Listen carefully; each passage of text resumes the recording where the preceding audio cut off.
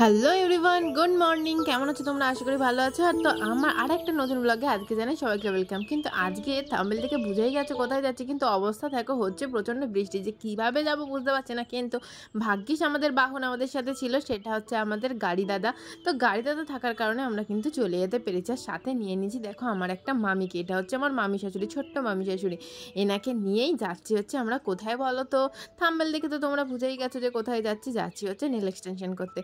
তো আজকে আমরা 3 জন মিলে নেল এক্সটেনশন করব এই ভেবে তো গেছিলাম, কিন্তু কি ঘটনা ঘটেছিল চলো পুরোটা তোমাদেরকে গিয়েই জানাই। তো দেখো বৃষ্টি হচ্ছে, এখনও আমরা এসে পৌঁছে গেছি।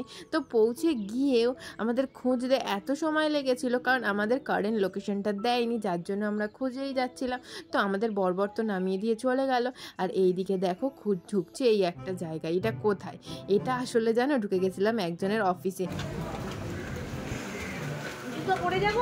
সেখানে আবার মা না জেনেই বলছে জুতো পরে যাব।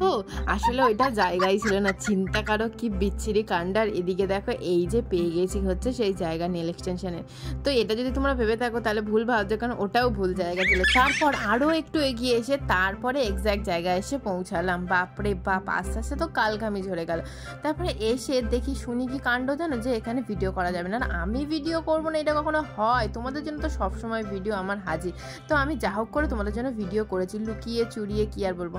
তারপরে প্রায় 6 ঘন্টা বাদে আমার এই নেল এক্সটেনশন হলো জানো। আর তোমরা ভাবছো আমাকে কেনই বা ফ্রিতে নেল এক্সটেনশন করালো, বা কিছুই কি চার্জ লেগেছে? না, সত্যি বলতে কি কোনো চার্জই লাগেনি, 1 পয়সাও লাগেনি। অ্যাজ আ মডেল হিসেবে গেছিলাম। তো ভাবছো 1 পয়সা নিলই না বা কেন? তো আসলে কারণটা হচ্ছে ওরা হচ্ছে প্র্যাকটিস করছে, এরা হচ্ছে স্টুডেন্ট, এরা কিন্তু অ্যাকচুয়াল নেল আর্টিস্ট নয়।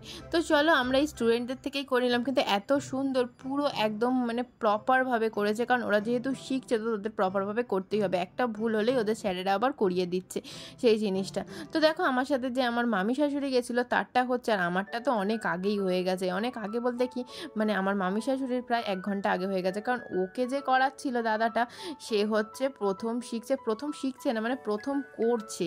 তো প্রথম করছে, আর তাও আবার 2টো হাতে একসাথে। আর আমার 2টো হাতে আলাদা আলাদা জন করেছে বলে আমার এত সময় লাগেনি। কতক্ষণ সময় লাগলো বলো? 4 ঘন্টা।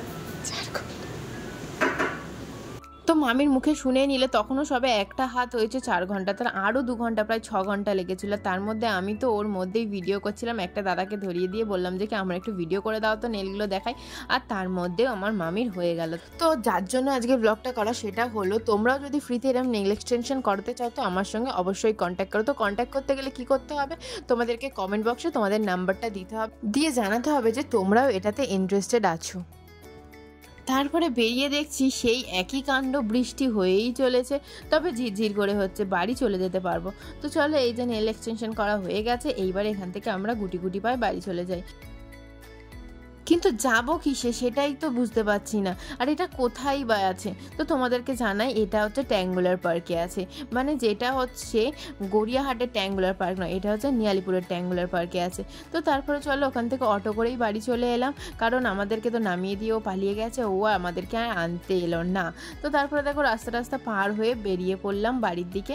তো বাড়িতে এসে দেখো মোটামুটি পৌঁছে গেছি। বৃষ্টির কারণে এত মানে ফোনটাকে ঢেকে ঢেকে ভিডিও করছি তোমাদের জন্য, দেখানোর জন্য। বলো কতটা স্যাক্রিফাইস করি, তাও তোমরা একটা ভিডিওতে না লাইক দাও না কমেন্ট করো, কি আর বলবো দুঃখের কথা। তো চলো এইভাবে আস্তে আস্তে টুকটুক করে বাড়ি চলে এসেছি। তো আজকের মতো ব্লগ এখানেই শেষ। ভালো লাগলে প্লিজ লাইক শেয়ার সাবস্ক্রাইব করে দিও।